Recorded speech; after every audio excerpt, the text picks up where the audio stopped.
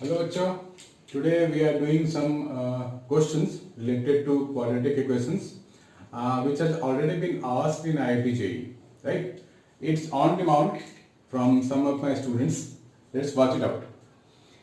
If a positive integer n in the quadratic equation this, ये क्या दिया हुआ x into x plus 1 plus x plus 1 x plus 2 and so on is equal to 10n has two consecutive integral solution, then n is 2, 3, 0, 11. ये है हमारे पास.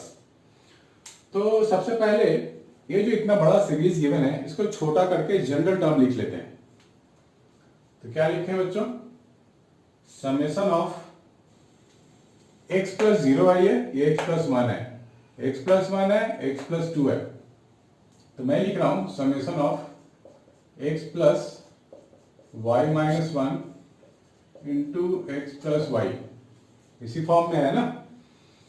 जो यहाँ number होगा उससे एक स्टेप बड़ा होगा. इधर यहाँ 1 तो यहाँ 2, आगे में क्या होगा? यहाँ कांस्टेंट टर्म 2 और 3 एंड सो ऑन. तो मैंने उसको नाम दे दिया y माइनस 1 और y. तो ये जो y वेरी कर रहा है, कहां से कहां वेरी कर रहा है? 1 से लेके n तक वेरी कर रहा है. This entire thing is equal to 10n given है वो. तो ये हमारे पास एक जनरल टर्म आ गया. अब इसको हम लोग ब्रैकेट को ओपन करने वाले हैं. इसको ओपन करेंगे तो क्या मिलेगा हमारे को? x into x, x square plus x into y plus x into y minus 1 plus y into y minus 1. This one summation is equal to 10n. तो इसको अब ब्रेक कर लेते हैं. समेशन ऑफ एक्स स्क्वायर मुझे मिलेगा, कहां से कहां तक करना है बच्चों हमारे को? 1 से लेके n तक, सॉरी 1 से लेके n तक, प्लस हमारे को यहां भी एक टर्म है summation of y 1 to n. तो एक से अगर कॉमन ले लें तो मेरे को मिलेगा 2y minus 1 plus summation of y square 1 से n minus summation of y 1 से लेके n तक, that is equal to 10n. Right? हमने अभी कुछ नहीं किया है, सिर्फ इसका ब्रैकेट को खोल दिया है. अब एक्स स्क्वायर का समेशन का फॉर्मूला क्या होता है बच्चों? ये तो यहाँ पे y इन्वॉल्व है नहीं.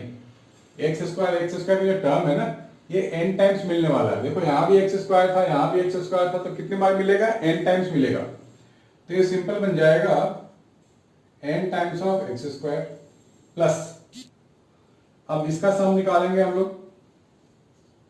y वेरी कर रहा है 1 से लेके n तक, यानी कि सम ऑफ n नेचुरल नंबर्स हमारे को पता है, हमने किया हुआ ये n into n plus 1 by 2 minus 1 1 1 भी रिपीट होगा. कितनी बार? n times. यहां लिख देंगे n plus summation of y square, so n into n plus 1 2n plus 1 whole divide by 6. Summation of square, summation of natural number square हमारे को formula पता है, माइनस y वापिस आ गया यानी कि n into n plus 1 by 2 that is 10n. इतना note down करो बच्चों जल्दी जल्दी.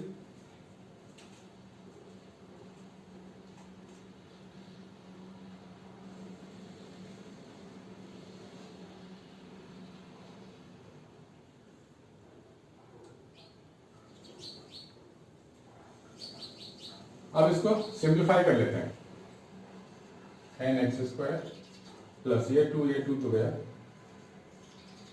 ये सिंप्लीफाई करेंगे तो मेरे को मिलेगा एन स्क्वायर प्लस इधर में N into N plus 1 by 2 common ले लें. ये क्या बचेगा? 2n plus 1 upon 3 minus 1 minus 10n is equal to 0. ठीक है, इसको फर्दर सिंप्लीफाई करना पड़ेगा बच्चों. So N x square plus X into N square plus N into N plus 1 by 2 2n minus 2 by 3 minus 10n is equal to 0. तो यहां से 2 यहां से 2 यहां से 2 कट. अब बहुत ही सिंपल हो गया बच्चों, देखते ध्यान से देखना, n x square plus n square x plus, यहाँ पे मैं इसको और सिंप्लीफाई कर रहा हूं, हमारे पास है n into N plus one into n minus one by three minus ten n, तो ये हो गया n into N plus one और ब्रैकेट में n minus one by three minus ten n is equal to zero, ये वाला चीज आ गया।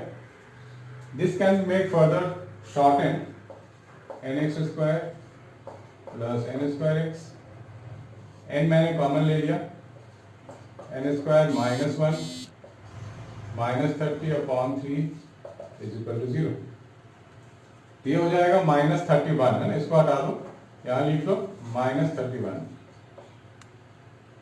तो एक एन तो सभी से कट जाएगा ना, कॉमन आएगा तो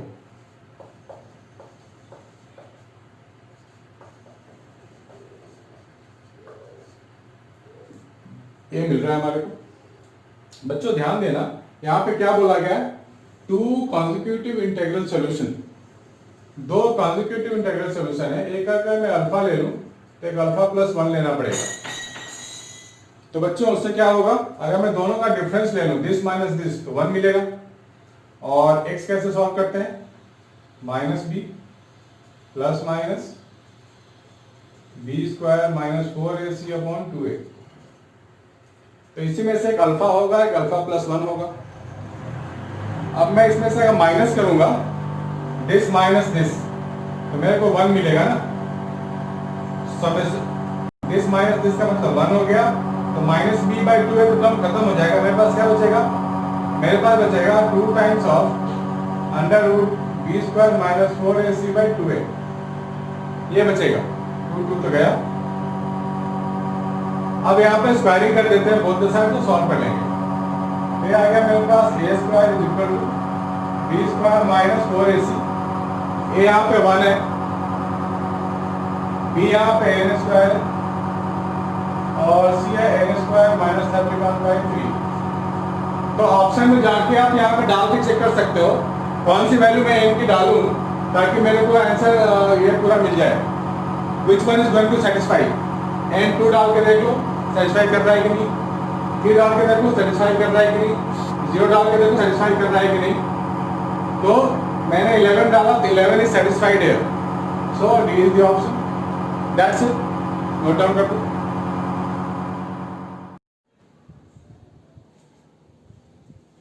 हाय बच्चों, this is another equation related to quadratic one, it has asked in जब हम 10 साल पहले या 15 साल पहले के क्वेश्चन है, उस समय हुआ करते थे AI ट्रिपल ई, तो अभी AI ट्रिपल ई बंद हो गया, तो अभी पूरा जेई में मेंस में आ गया है, उसके बाद एडवांस हो गया है। So we have a question, all the values of m for which both the roots are greater than -2 but less than 4 lies in this interval, right. मैंने बच्चों पहले आपको बताया हुआ है कि जब भी हम क्वाड्रेटिक की बात करते हैं ना, कभी कभी ग्राफ से सॉल्व करना काफी आसान हो जाता है, तो इस तरह के क्वेश्चन या इनइक्वालिटी इन्वॉल्व हो, ग्राफ से सॉल्व कर लेते हैं, बहुत ही आसानी से हो जाएगा। -2 आप यहाँ दिखाओ, 4 यहाँ कहीं पे होगा, इसके जो रूट्स है वो कह रहा है कि -2 से तो ज्यादा है बट 4 से कम है, और coefficient of X square positive है, that means the graph is going to be something like this, ऐसा कुछ, ठीक है, ये तो बढ़ता रहता है आगे इनफाइनाइटली। तो अगर मैं x की वैल्यू -2 डालूंगा तो मुझे क्या मिलेगा, मुझे y मिलेगा विच इज पॉजिटिव, ऊपर मिल रहा है ना। सिमिलरली अगर मैं x की वैल्यू 4 डालूंगा तो y मुझे क्या मिलेगा, अगेन पॉजिटिव। तो मेरे पास y है क्या, y है x square minus 2mx plus m square -1, यही तो y है ना, क्वाड्रेटिक एक्सप्रेशन। तो मैं लिख रहा हूं x इज इक्वल टू -2, तो y will be greater than 0, ये वाला कंडीशन मैं लगा रहा हूं। सो यहां लिख देते हैं x की जगह -2, तो ये 4 हो गया, -4m हो गया, सॉरी +4m हो गया, plus m square -1, this entire thing y है तो greater than 0, that means m square +4m +3 greater than 0, इसका फैक्टर्स बना लो तो क्या मिलेगा, m+1 m+3 ग्रेटर देन 0। इस इनइक्वालिटी को आप नंबर लाइन पे दिखाओ, -1 -3। I am hoping that inequality आपको आता है, यहाँ तक तो आपको आना भी चाहिए। नहीं भी आता है तो आप देख लो, बहुत छोटी सी चीज है। m+1 को 0 लिख दो, m = -1 आएगा, m+3 को 0 लिख लो, m = -3 आएगा। अब नाउ हम लोग यहाँ पे वेवी कर्व ऐसा बना लेते हैं, हमेशा ऐसे स्टार्ट करेंगे राइट साइड से, नीचे जाएंगे, फिर दूसरे वैल्यू के ऊपर आएंगे। This is your positive, this is your negative, this is your positive. ये नेगेटिव पार्ट होता है ग्राफ का नीचे, ये हो गया पॉजिटिव। दैट मीन्स मेरे को पॉजिटिव से मतलब है। सो ये वाला area I am looking for, ये वाला area I am looking for. This is the solution for this part. अब मैं डालूंगा x की जगह 4, फिर से मेरे को y मिलने वाला है पॉजिटिव, तो ये कितना हो जाएगा बच्चों, 16 - 8m plus m square -1 greater than 0, m square -8m plus 15 greater than 0। ठीक है, तो यहां से मुझे क्या मिलने वाला है, m square -5m -3m plus 15 greater than 0. So m is common. m minus 5 greater than 0. That means m minus 5 आगे। इसे भी दिखाओ, इस इनइक्वालिटी को भी आप नंबर लाइन में ऐसे दिखाओ। तो +3 और +5, पॉजिटिव है ना, ऐसा ग्राफ है तो पॉजिटिव ये होता है, पॉजिटिव ये होता है, positive means we are looking for this kind of thing, और पॉजिटिव का मतलब दिस काइंड ऑफ थिंग। तो दोनों में जो कॉमन हो that is the best possible answer. तो दोनों में कॉमन देख लो क्या क्या चीजें कॉमन आ रही है हमारे पास। सॉरी बच्चों, मैंने यहाँ गलत दिखाया, ये -1 है और ये -3 है, राइट दिस वे। तो अब इन दोनों में जो कॉमन होगा, ध्यान से देखना बच्चों, ये -1 है और ये 3 है, इतना चीज कॉमन आ रहा है दोनों में, राइट। सो दिस पार्ट एक पॉसिबिलिटी आंसर की बनती है, -1 m <3। ठीक है, तो ऑप्शन में जाएंगे, देखेंगे ऐसा कोई ऑप्शन है हमारे पास, सी ऑप्शन है। So this is the best possible answer. आप सी पे टिक मार लोगे। Please note it down guys. In case of doubt, send me your doubts.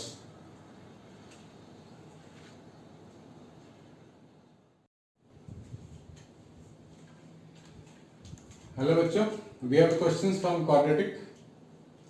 PQR belongs to any real number r greater than p greater than 0. If the quadratic equation this has two complex roots alpha and beta, then mod of alpha plus mod of beta is, we have 4 options: less than 2 but not equal to 1, equal to 2, equal to 1 and greater than 2. Let's have a look at it. Now two complex roots, तो हमारे को पता है एक complex root अगर मैं ले लेता हूं suppose a plus i b, तो दूसरा मेरे को इसका कॉन्जुगेट लेना पड़ेगा a माइनस आई बी।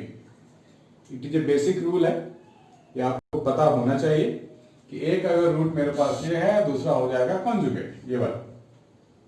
इसको नाम दे देते हैं अल्फा, इसी को नाम दे देते हैं बीटा।